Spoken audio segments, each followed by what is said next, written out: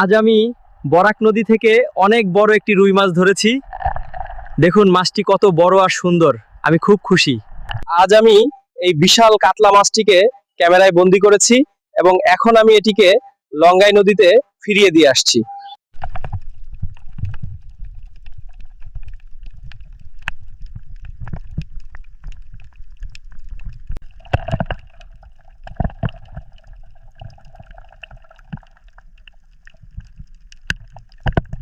আজ আমি এই বিশাল কাতলা মাছটির পিঠে ক্যামেরা লাগিয়ে লঙ্গাই নদীতে ছেড়ে দিচ্ছি এবং আপনারা সরাসরি এই মাছের চোখের দেখা দেখতে পাচ্ছেন।